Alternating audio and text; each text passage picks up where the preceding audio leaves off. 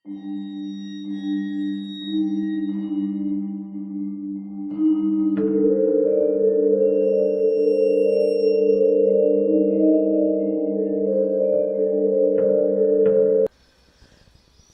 වලාව අතරින් පෙනෙන මාලිගාවක් බඳු සුවිශාල නිවස දෙස ආශිනී බලා සිටියේ හරිම ආඩම්බරයකින්. දැන් ඉතින් මේ ගෙදර මගේනේ. මගේ මාලිගාව. මං ඒකේ රැජිනි. ඇය සිතුවා. මේ සේරම ආච්චි අම්මට පින් සිද්ධ වෙන්න තමයි. තමා උපන් දා සිට එකතු කළ මුදලින් තම විවාහ දිනේදී නුවරඑළියේ මදක් ගම්බදට වන්නට පිහිටි පුරාණ මාලිගාවක් බඳු මේ නිවස මිලදී ගන්නට ඇයට හැකි වුණා. ආච්චි අම්මා දන්නවා මම පරණ ලොකු ගෙවල් වලට ආසයි කියලා. රොහන්ගේ ෆාම් එකටත් කිට්ටු නිසා කිසිම ප්‍රශ්නයක් නැහැ. මහා මාර්ගයේ සිට කඳු ගැටයක් මත පිහිටි නිවස වෙත දිවෙන පියගැට රාශිය නගමින් ඇය සිතුවා. ආශිනී හෙදියක් මාවනැල්ල නගරයේ රෝහලට නුදුරුව ඇගේ නිවස පිහිටා තිබෙනවා. සොයුරු සොයුරියන් සිව් දෙනෙකුගෙන් යුත් පවුලේ බාලයා ඇය තමයි. විවාහයෙන් පසු සිය සැමියාද සමග නුවරඑළියේ තමන්ගේ මිත්තනිය විසින් තෑගි කරපු නිවසේ පදිංචියට පැමිණ තාම ගත වුණේ මාසයයි.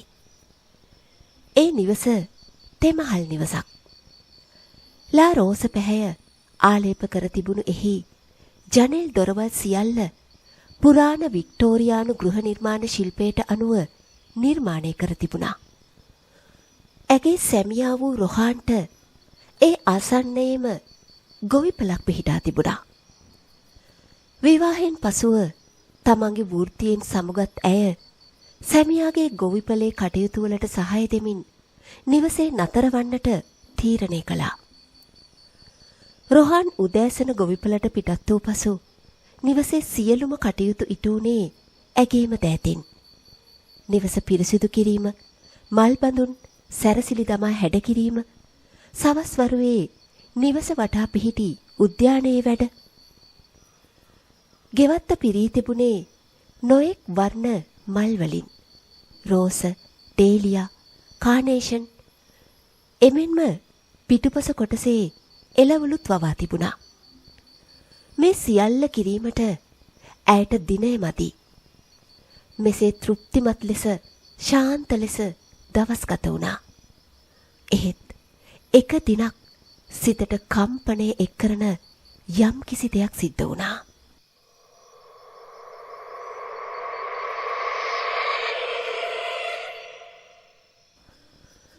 එදා හැන්දෑවේ 3ට විතර ආශිනී ගෙවත්තේ මල් පැලවලට සාත්තු කරමින් සිටියා. තෙතමනේ සහිත ශීත දේශගුණය රෝස මල් වලට ඉතාමත් හිතකරයි. මේ නිසා සුවඳ හමන අලංකාර විශාල රෝසමල් රැසක් එළිවෙන පමාවට පිපී තිබුණා. ඇය ඉතාමත් ප්‍රිය කරන මල් වර්ගය තමයි රෝස. රෝස උයනේ මල් අතර සුරංගනා ලෝකයක තනිව සිටි ඇය නිවස තුලින් ඇසුණු කුඩා දරුවෙකුගේ කෙලි කවට සිනා හඬින් පියවිලොවට ආවා. වටපිටාවේ නිවසක් නොමැති, නිවසේද කිසිවෙක් නොමැති අතරේ කුඩා දරුවෙකු හිනහෙන්නේ කෙසේද? ඇය කිසිත් සිතාගත නොහැකිව අන්දමන්ද වුණා. මහපාරේ සිට පැමිණියාද? එහෙත් නිවස ඉදිරිපසම සිටි තමාට නොපෙනී නිවස තුලට ගියේ කෙසේද? එසැනින් සාලයේ දෙසින් යමක් බිම වැටෙන හඬ ඇසුණා. ඇය අවුල් වූ සිතින් යුතුව නිවස තුලට පියමැන්නා. පාළු ආලින්දය තිබූ ලෙසටම තිබුණා. කිසිවෙකුගේ ඡායාවක්වත් දකින්නට හැකි වුණේ නැහැ. එහෙත් අහම්බෙන් ඇගේ දැස් බිමට යොමු වුණා.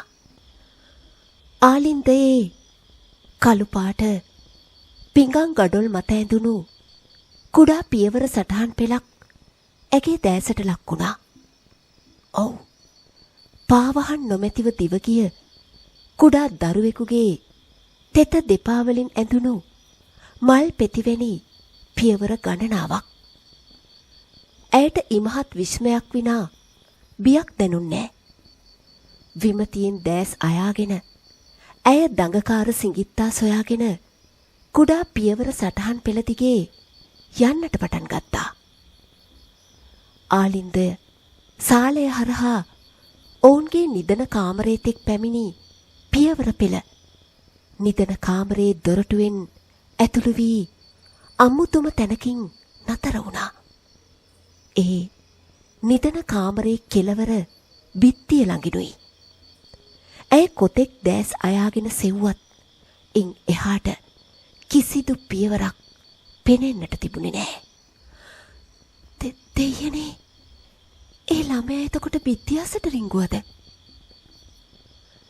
ඉන්පසු ඇය බබා යයි අඬගසමින් නිවස පුරාම ඇඳපුටු මේස යට සහ දොර මුළුවල නාඳුනන දරුවා සොයන්නට වුණා.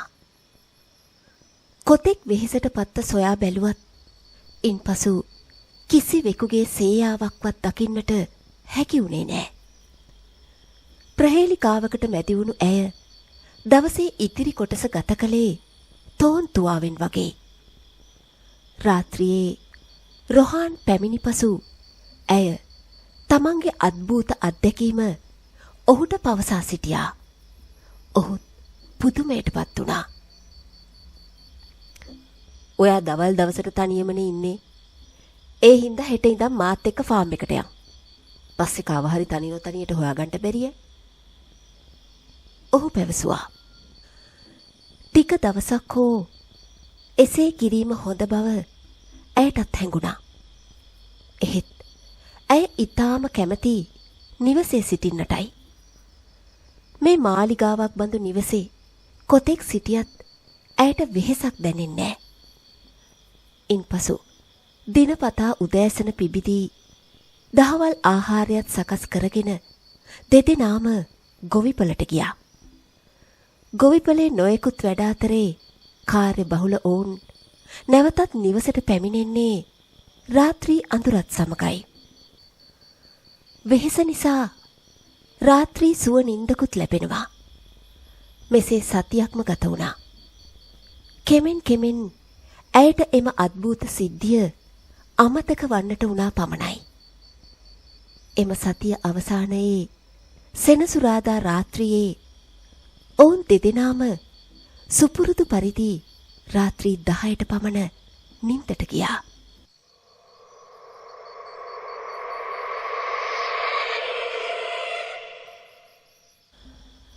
මධ්‍යම රාත්‍රියේ කිසියම් ශබ්දයක් නිසා ඇගේ නින්ද කැඩුනා.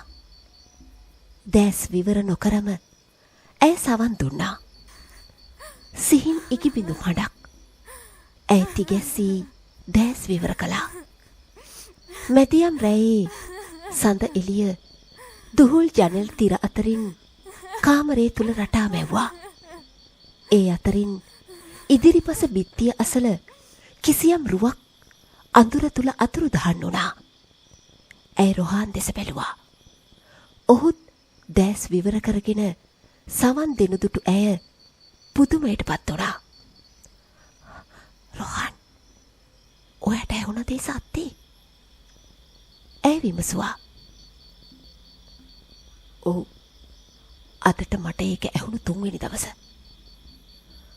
ඔහු එසේ පවසන විට ඇය තවත් පුදුමයටපත් වුණා.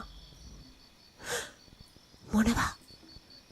ඉතින් ඇයි ඔයා මට කිව්වේ නැත්තේ? මේ මොකද්ද කියලා හරියටම දැනගන්නතුරු ඔයාව කලබල කරන්න මට හිතුන්නේ නෑ ආශි.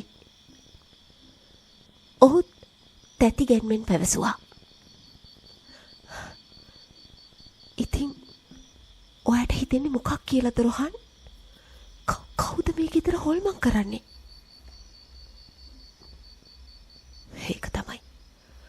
මට මේ කිසිම දෙයක් හිතා ගන්න බෑ. මේක හුඟක් පරණ ගයක් නේ. මේ ගෙදර කී දෙනෙක් නම් ජීවත් වෙන්න ඇද්ද? මොන තරම් සිද්ධි වෙන්න ඇද්ද? ඒ සිද්ධ වෙච්ච දේක දෝංකාරයක්ද දන්නේ නැහනේ. ඔහු කීවේ කල්පනා බරිතව. අනේ රෝහන්, මං හුඟක් ආසාවෙන් මේ ගෙදරට ආවේ. මේ වෙන දේවල් වලට හරි බයයි මං. ඇය ඉකි ගසන්නට වුණා. කලබල නොවි අපි මේ ගැන ටිකක් හොයලා බලමුකෝ. ඔයාගේ ආච්චි අම්මා මේ ගේ ගත්තේ කාගෙන්ද කියලා එහෙම කිව්වේ නැද්ද? ඔහු විමසුවා. ඉන්නකෝ. ආච්චි අම්මා කිව්ව විදිහට නම් මේ ගේ අයිති වෙලා තිබුණේ ස්ටෙලා කියලා ආච්චි අම්මගේ වයසේම කෙනෙකුට. එයාව ආච්චි අම්මා අඳුනගෙන තිබුණේ මේ මෑතකදී. ලෙඩ වෙලා හොස්පිටල් ඇඩ්මිට් වෙලා ඉන්නකොට. මේ කෙනත් ඒ වෝඩ් එකේම නැවතිලා ඉඳලා තියෙන අසනීපයකට. ඒ ඇඳුනුම්කම පස්සේ හොඳ යාළුකමකට හැරිලා.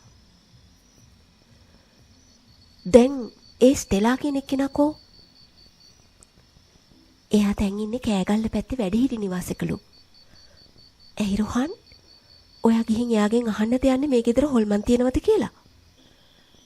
ඇය විමසුවේ පුදුමයෙන්. ඔයාට පිස්සුද? එහෙමත් අහනවද? නෑ, අපි දැනගෙන ඉන්න එක හොඳයිනේ. හදිස්සියකට එයාගේ උදව් ඕන වෙන්න පුළුවන්. තව මම නෝට් කරපු දෙයක් තියෙනවා. මොන අසාමාන්‍ය දේ වුණත් වෙන්නේ මෙන්න මේ බිත්තිය වටේ. බිත්තිය වටේ? ඔව්. ගෙදර හැම තැනම සාමාන්‍යයි. මේ මහත අසාමාන්‍ය බිත්තිය විතරක් මහා හිස රදයක්. රෝහන් පැවසුවා. ඇයත් ඒ කල්පනා කළා. සිඟිති පාසටහන් අවසන් වුණෙත් බිත්තිය අසලින්. ඉකි ගසන කොඳුරන හඬවල් එන්නේ බිත්තිය අසලින්. එච්චරක් නෙවෙයි, ඒක අසාමාන්‍ය මහතකින් යුක්තයි. ඇය බියෙන් දැස් අයාගෙන බිත්තිය දිහා බලාගෙන හිටියා.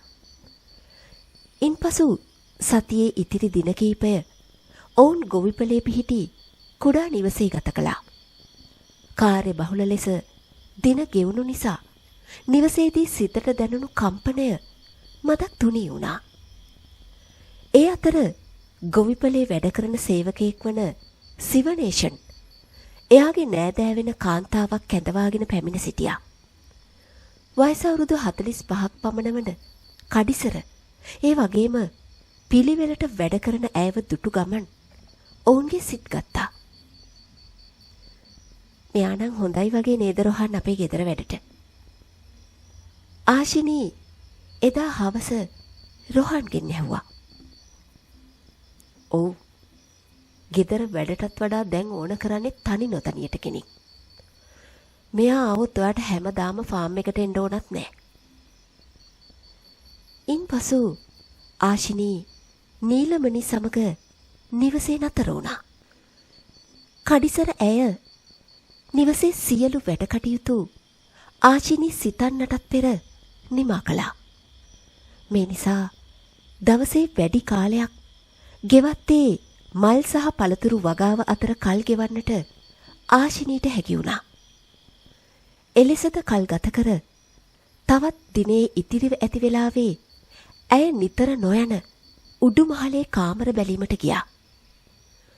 මේ නිවස විකුණා තිබුණේ සමහරක් ගෘහ භාණ්ඩත් සමගයි. උඩුමහලේ කෙළවරම කාමරේ නැගෙනහිර දිසාවට මුහුණලා ඇති ආලෝකමත් කාමරයක්.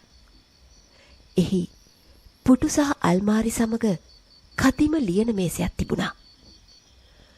මල් ලියකම් වලින් අලංකෘත එය පහළට ගෙන ගියහොත් සිය කාමරයේ ලියන මේසේ ලෙස භාවිතා කළ හැකියයි ඇයට සිතුණා. මේසේ සිනිඳු මතුපිට අතගෑ ඇය ලාච්චුව ඇර බැලුවා. කිසිවක් නැති ලාච්චුවේ කෙළවරට අතදා බැලූ විට එහි කෙළවරට වන්නට කිසියම් ඝනකම් කාඩ්පතක් බඳු යමක් ඇයගේ අතට අසු වුණා. ඇය කුතුහලයෙන් එයගෙන බැලූ විට එය පැරණි ඡායාරූපයක්. එය පිටුපස වසර 50කටත් පෙර දිනයක් තිබුණා. එනම් 1970 1 ලෙසයි.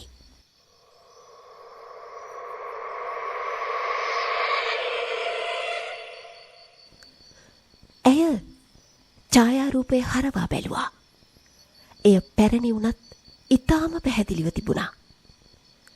එහි සිටියේ තරුණ යුවලක් සහ ඔවුන්ට මැදි කරගත් කුඩා දැරියක්. තරුණ කාන්තාව ඊටාම රූමත්. කැරලි කෙස් කලඹකින්ද ඊටා දීප්තිමත් net සඟලකින්ද යුත් පැහැපත් කාන්තාවක්. ඇගේ සැමියායයි කියන්නට පුළුවන් තරුණයත් ඊටා කඩවසම් ජීවයෙන් පිරුණු කෙනෙක්. කුඩා දැරිය මවගේම කුඩා ප්‍රතිබිම්බයක් වගේ. සේයාරුවකට වඩා සජීවී අයමෙන් ඇය ඉදිරියේ දිස්වන ඔවුන් කවුරුන්දැයි ඇය සිතුවා. මේ නිවසේ අතීත උරුමකරුවන් විය යුතුයයි ඇයට සිතුණා. හදිසියෙම මේ නිවසේ බිත්ති අතර සැඟවී ඇති ජීවිත කතාවන් පිළිබඳව දැන ගැනීමේ පුදුමාකාර ආශාවක් ඇයගේ සිත තුළ ජනිත වුණා. ඇය සේයාරුව රැගෙන පහත මාලයට ගියා. සාලය හරහා නිවසේ ඉදිරිපසට යන ගමන් නීලමණී දුටු ඇය නීලමණී තේ බොමුද කියලා අහගෙන ගියා. නිවස ඉදිරිපස මල් ගොමු අතරේ ඇති කුඩා බංකුව වෙත ගොස් වාඩි වුණා. විනාඩි 10කට පමණ පසු නෝනා තේ ලෑස්ති ගියාගෙන නීලමණී එතෙන්ට ආවා. නීලමණීගේ කඩිසර කම ගැන සතුටු වෙමින් ආශිනී කෑම කාමරයට ගියා. එහෙත් එක තේ කෝප්පයක් වෙනුවට තේ කෝප්ප 3ක්, කේක්, බිස්කට්, වැලි තලප සහ කෙසෙල් ගෙඩි සහිතව කීප දෙනෙකුට සූදානම් කර ඇති තේ මේසේ දකින ඇය පුදුමයෙන් නීලමණී දෙස බැලුවා. මේ මොකෝ නීලමණී මේ? තේ මේසයක්ම ලෑස්ති කරලා තියෙන්නේ කාටද මේ? ඒ නෝනා. නෝනව අම්බ වෙන්න ඇවිත් ඉටියා නේද කවුද? මම දැක්කා නෝනා තේ හදන්න කියලා ඉස්සරහා පැත්තට යනකොට නෝනා පස්සෙන් තව ලස්සන උෂ නෝනා කෙනෙකුයි පොඩි තරුවෙකුයි යනවා. මම හිතුවේ නෝනාගේ යාළුවෝ කවුරු හරි ඇවිත් කියලා. කෝ දැන් ඒ අය? ඔච්චර ඉක්මනට යන්න ගියාද? මං තේ හදන්න පරක්කු වුණාද නෝනා? ඇය පසුතැවිල්ලෙන් මෙන් පවසන වදන් දෙස ඇය බලා සිටියේ බීතිය මුසු වූ විමතියෙන්. දෙවියනේ. තට්ට තනියම උඩු මහලේ සිට පැමිණි තමා පසුපස ආවේ කවුරුන්ද? ඒ කෙසේ වුවත් එසේ නැතයි පැවසූහොත් නීලමණී බය වේවි. එසේ වුවහොත් ඇය ආපසු යන්න යාවි. එම නිසා ඇය වහාම ඔව් නීලමණී කට්ටියක් ආව තමයි. ඒත් ඒගොල්ලෝ පරක්කු වෙනවා කියලා ඉක්මනට යන්න ගියා. එත්තද නෝනා? ඒනම් මොනවා කරන්නද? නෝනවත් තේ බොන්නකෝ. මම පස්සේ මේෂයස් කරන්නම්. එතෙන් පටන් සවස් වරුවම ආශිනීගේ හිස යකාගේ කම්මල වගේ වුණා.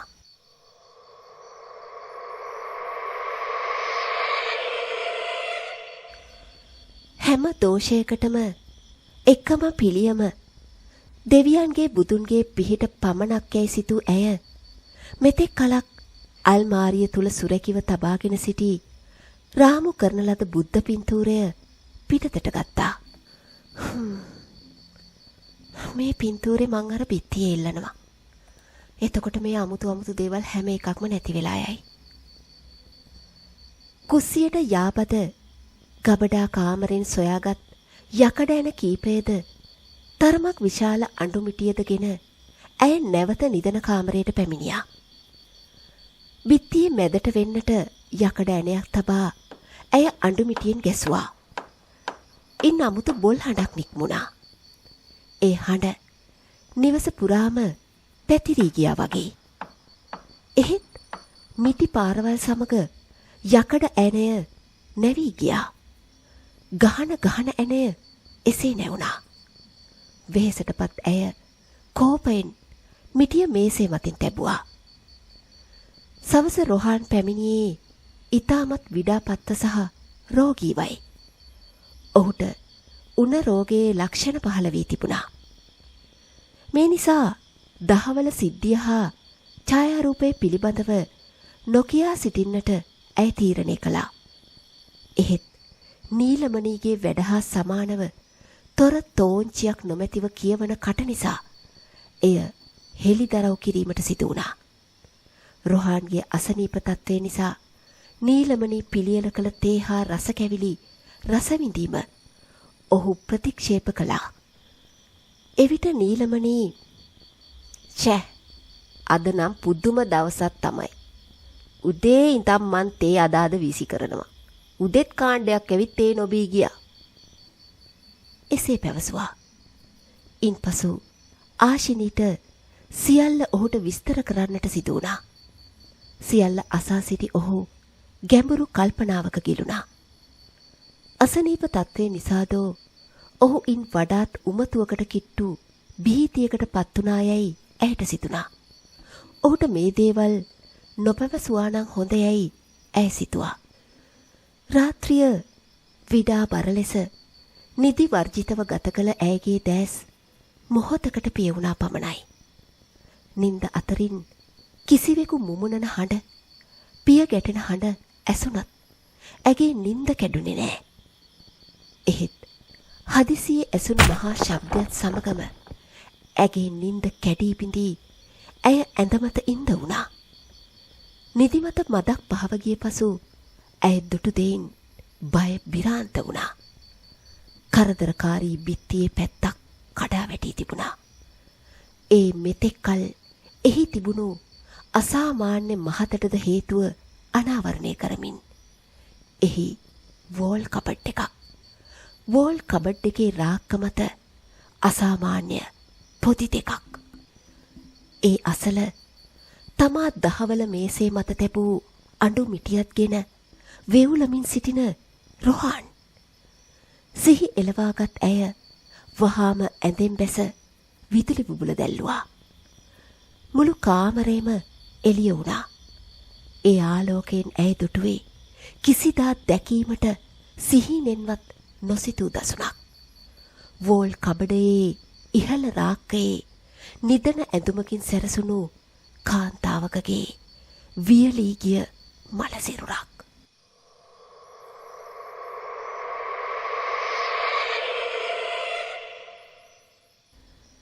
ඊට පහළ රාක්ක තට්ටුවේ තිබුණේ කුඩා දරුවෙකුගේ යයි සිටිය හැකි එවැනිම වූ මලසිරුරක්. ඒවා වියලී ගොස් තිබුණේ මිසරයේ මමි සිහිගන්වමින්. කාන්තා මලසිරුරේ කැරලි ගැසුණු දිගු කොණ්ඩය විදුලි එළියෙන් තවමත් දිලිසෙනවා. ඒ අතර රොහාන් උණ විකාරයෙන් මෙන් මොනවදෝ දොඩවනවා. වෝල් කබඩයේ මෙතෙක් සිරව තිබුණු කටුක වාතයෙන් මුළු කාමරේම පිරී ගොස් හුස්ම හිර කරනවාක් මෙන් දැනී ආශිනී සිහිසුන් වුණා. ඇයට නැවත සිහිය ලැබුණේ කුමන මොහොතකද කියා කියන්නට නොහැකි වුණත් වරින් වර උණ රෝගේනුත් පෙළුණු නිසා සියල්ල චිත්‍රපටයක කොටස් මෙන් අපහැදිලි වුණා. ඇයට පූර්ණ සුවය ලබන්නට සතියක් පමණ ගත වුණා. එවිට ඇය සිටියේ මාවනැල්ලේ තමන්ගේ නිවසේ. රොහාන් හා ආච්චි අම්මත් ඇය අසලම සිටියා. ඇය සුවෙන් සිටීම ඔවුන්ගේ සතුටට හේතු වුණා. දැන් බය වෙන්න දෙයක් නෑ ආශි. ඔක්කොම ප්‍රශ්න විසඳුණා. රොහාන් පැවසුවා. ඇත්තටම රොහාන්, එතර ඇ උනේ මොකද්ද? මට හරියටම කියන්න බෑ. මං අඩනින්ද හිටියේ. මං දැක්කා කවුරු හරි දිග කොණ්ඩයක් තියෙන ලස්සන ගෑනු කෙනෙක් ওই බිත්තිය ඇතුළට රිංගනවා.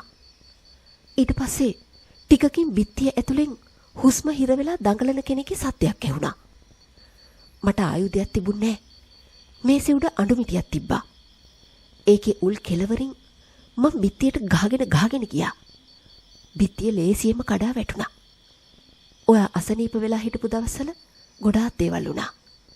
දැන් ඒ ඔක්කොම හරි. ස්ටෙලා නැති වුණා. එයා ඊට කලින් මෙන්න මේ ලියුම ආච්චි අම්මට එවලා තිබුණා. ඔයා විවේකයෙන් ඉඳගෙන කියවන්න. එතකොට මේ හැම දෙයක්ම පැහැදිලි වෙයි. තව ටිකක් සනීප වුණාම අපි යම් මාසෙක විතර පිටරට සවාරියක්. මේ ඔක්කොම අමතක වෙන්න. දැන් ටිකක් රෙස්ට් කරන්න ආශි. එසේ පවසාගෙන රොහාන් කාමරයෙන් ඉවතට ගියා. ආශිනී රොහාන් දුන් ලිපිය විවෘත කර බැලුවා. එය පිටු කීපයකින් යුත් දීර්ඝ ලිපියක්. ඇයට තවම හරිහැටි සනීපයක් නැතත් වරින් වර අකුරු බොඳවීමෙන් පෙනුනත් සියල්ලටම වඩා කුතුහලයේ විසින් ලිපිය කියවීමට ඇයව පෙළඹුවා.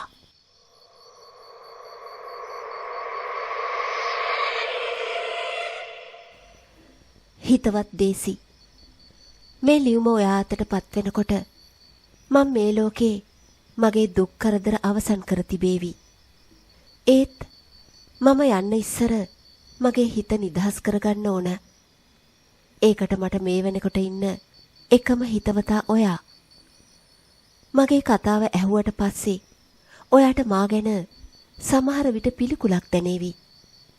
එහෙම වුණත් මම ඔයාට දොස් කියන්නේ නෑ. මම මගේ ගේ විකුණුවාට පස්සේ මං හිතුවා සේරම කරදර ඉවරයි කියලා. ඒ වුණාට ඒක එහෙම වුණේ නෑ. ඒ කියන්නේ ඇනී මාව අතාරින්න සූදානම් නෑ කියන එකයි. මගේ මුළු ජීවිතේම විනාශ කළේ ඇනී. එයා නොහිටින්න මමත් අද දරු මුණුපුරන් එක්ක සතුටින් ජීවත් වෙන ඔයා වගේ ආච්චි අම්මා කෙනෙක්. ඔයා දන්නවද මම මගේ පවුලේ එකම දරුවා. මම පොඩි කාලේ මට සෙල්ලම් කරන්න හිටියේ නැන්දගේ පුතා මෙරිල් විතරමයි. මගේ මස්සිනා යාන්තම් 6-4 තේරෙන කාලේ ඉඳලා මං එයාට ගොඩාක් ආදරේ කළා. එයත් එහෙමයි. ගෙවල් වලින් තීන්දුව කරලා තිබුණේ නිසි වයසට ආවහම අපිව කසාද බඳන්න. මං ඒ කාලේ හිටියේ හරීම සතුටින්. ඒ මෙරිල් නිසා. ඒත් මගේ 18 වෙනි උපන්දිනේදා ඒ සේරම විනාශ වුණා සදහටම. එදා මෙරිල් ලස්සන පාටි එකක් ඕගනයිස් කළා. එදා රෑ පාටියට ඇනිත් ඇවිත් හිටියා. ඇනි කියන්නේ නැන්දගේ පාසල් යාළුවෙකුගේ දුව. මට තාම මතකයි. තද රතු පාට මැක්සි ගවුමක් ඇඳලා කැරලි කොණ්ඩේ උරහිස දිගේ කඩා දාලා ඇනි ආපු හැටි. අතපය වාත්තු කළා වගේ. හරියට සුරලවෙන් බැහැලා ආවා වගේ. පාටිය මගේ වුණාට හැමෝගෙම අවධානය දිනාගත්තේ ඇනි. ඒ වුණාට කමක් නෑ.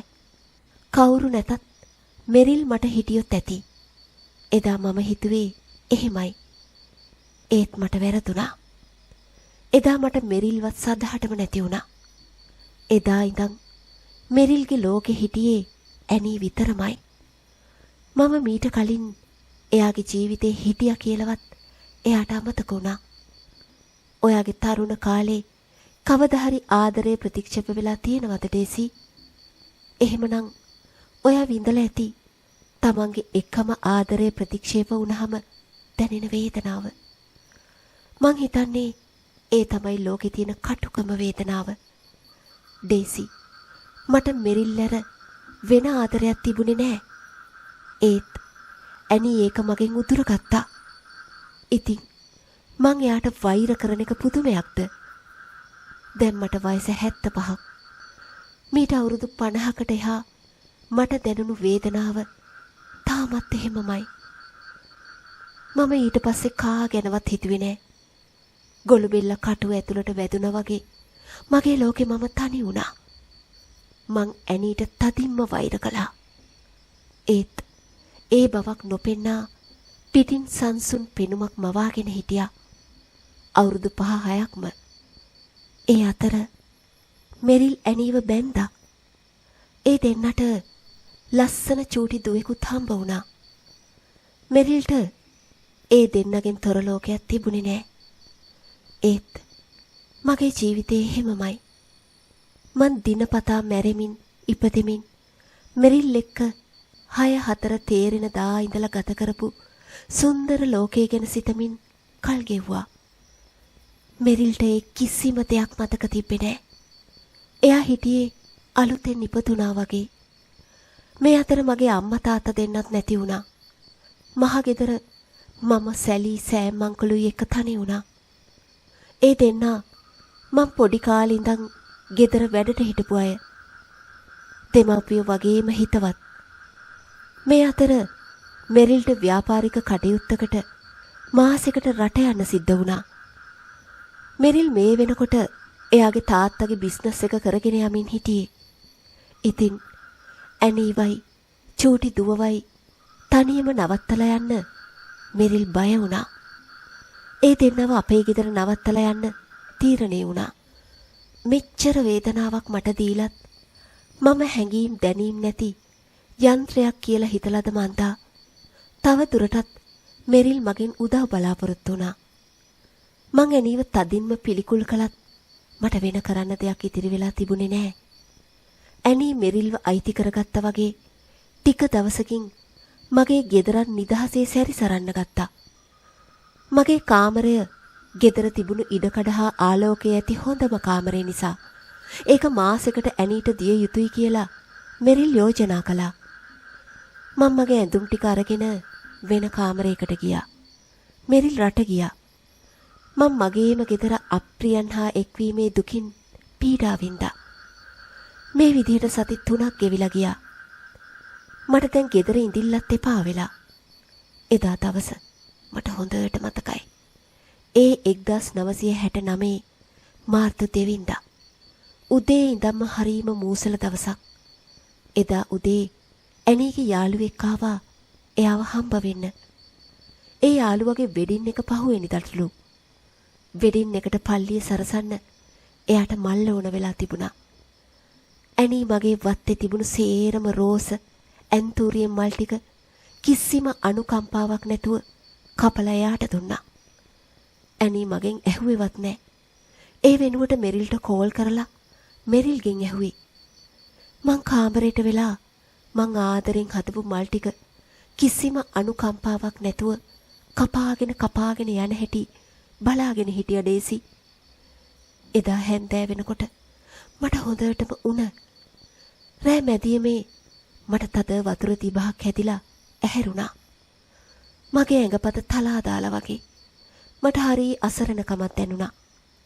මං අමාරුවෙන් ඇඳෙන් බැහැලා කුස්සිය පැත්තට යන්න ගියා. කුස්සියට යන අතර කලින් මගේ කාමරේ පහු කරගෙන යන ගමන් දොර රෙද්ද අතරින් මට කතා බහක් ඇහුණා.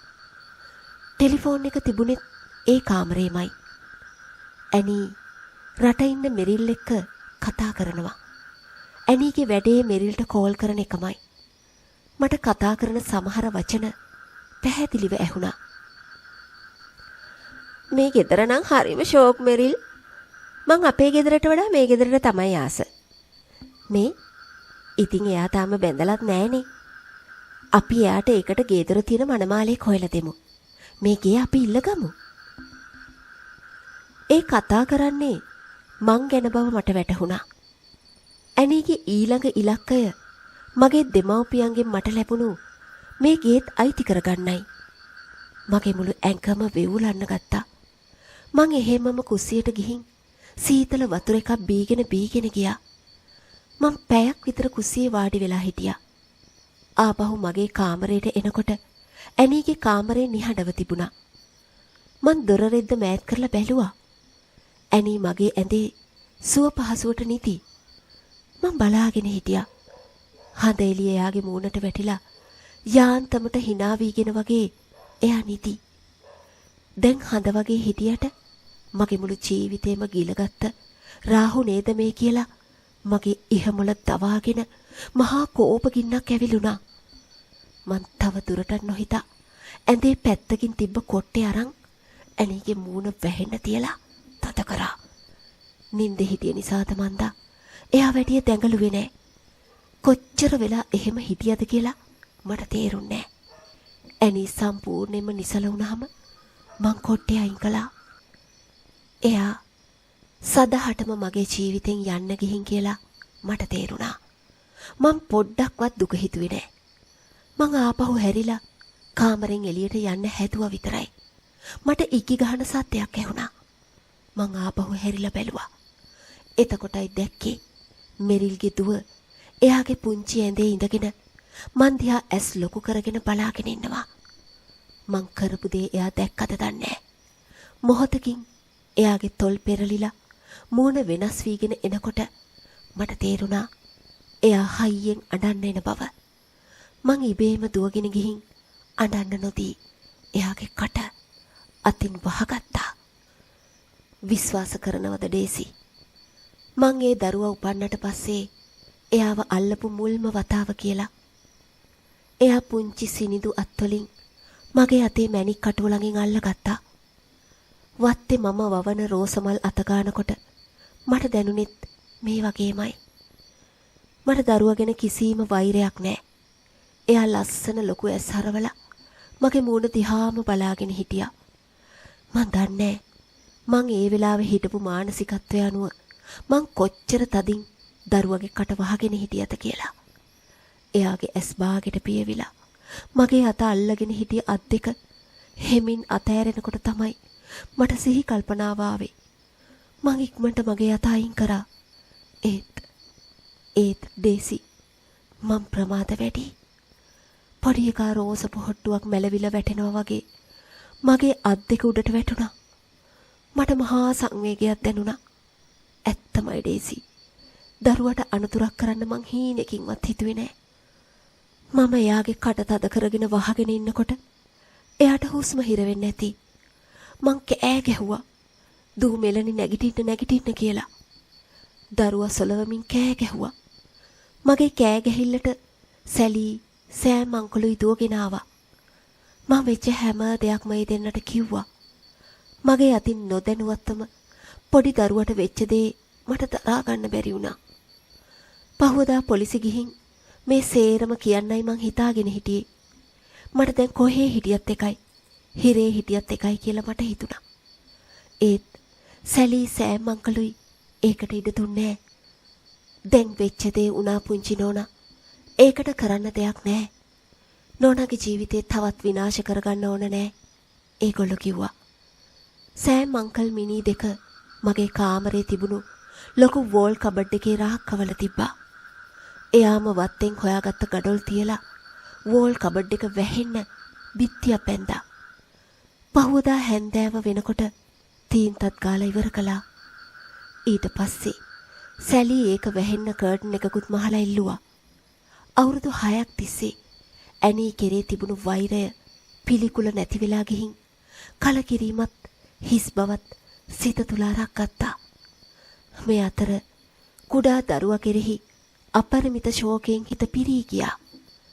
ඇනී මෙරිල්ව මගෙන් උදුරගත් මුල් දිනවලම ඔවුන්ගේ ජීවිතවලින් ඈතින් ඈතට යන්න ගියා නම් අද මේ කිසි දුකක් නෑ නේද කියලා මට හිතුණා. එදා ඉඳන් මට කිසිම සැනසීමක් දැනුන්නේ නෑ. රෑ ඇස් දෙක පියාගෙන නිින්ද යාගෙන එනකොට මගේ අතේ මැණික් කටුව ළඟින් සියුමැලි අත් දෙකක පහස දැනෙනවා. හීනෙන් මෙලනිගේ දුක්බර ඇස් දෙක මා දිහා බලා හිටපු හැටි පේනවා. මෙරිල් සතියකින් ගෙදර ආවා. එයාට පෙන්නන්න මම ඇනී ලිව්වා වගේ ලියුමක් ලියලා තියාගෙන හිටියේ. දන්නවද? මට අනිත් අයගේ අත්සන් අත්තකුරු අනුකරණය කරන්න හොඳ හැකියාවක් තියෙනවා. එයයි දුවයි රට යනවා. එයා ගැන හොයන්න එපා. සතුටින් ඉන්න කියලා ඇනීගේ අත්සන යොදලා මම ලියුමක් ලිව්වා. ඒ වෙනකොට මෙරිල් ගැන මගේ තිබුණු ආදරය කලකිරීමක් බවට පත් වෙලා හිඳිලා ගිහින් තිබුණා. මෙරිල් ඇවිත් තමන්ගේ දරු පවුල නැති වියෝවෙන් වියරු වැටුණ හැටි අමුතුවෙන් කියන්න ඕන නෑනේ ඩේසි.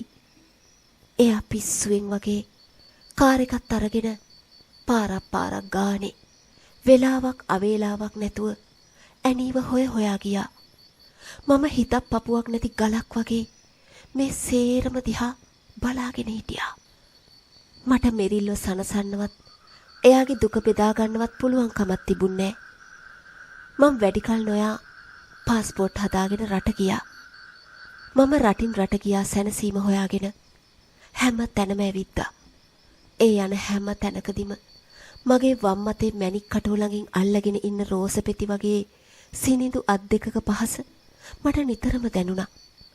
මේ අතර මෙරිල් රෑපානේ අවසිහියෙන් කාර් එක ඩ්‍රයිව් කරගෙන යනකොට වාහනේ පාලනය කරගන්න බැරුව ගහක වැටිලා එතනම මිය ගියා කියලා මට සැලී කෝල් කරලා කිව්වා. හිතන්න ඩේසි, මට දැනුනේ දුකක් නෙවෙයි හිස් බවක් විතරයි. හරි පුදුමයි නේද ජීවිතේ. මම දැනුවත්ව හෝ නොදැනුවත්ව කුරුළු කූඩුවක් විනාශ කරලා දැම්මා. ඒ පව කවදා ගෙවලා ඉවර කරන්නද? මං යන රටවල අනාථ අසරණ ළමයි වෙනුවෙන් මෙලනි සිහි කරලා හරියට දානමාන දුන්නා. උදව් කළා මේ වෙනකම්. මං අසරණ දුප්පත් පවුල්වල ළමයින්ට මාස් පතා ඉගෙන ගන්න සල්ලි ඒගොල්ලන්ගේ account වලට දානවා. ඔය ගේ විකුණලා ගත්ත සල්ලි මං ළමා නිවාස කීපයක ළමයින්ගේ සුබ සාධනය වෙනුවෙන් වෙන් කළා.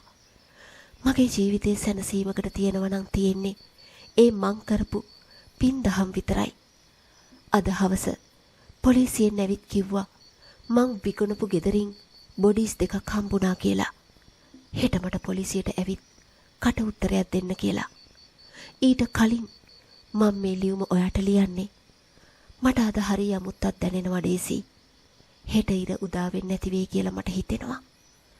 ඩේසි, Tamanට දෙයක් හිමි නැත්තම් තව දුරටත් ඒ මත්තෙන් නැහින්න හොඳ නෑ. ඒ දේ අතාරින්න ඕන. මට මේ දේ තේරුම් යනකොට ගොඩාක් දේවල් සිද්ධ වෙලා ඉවරයි. දෙවි පිහිටයි. මීට හිතවත් ස්ටෙලා.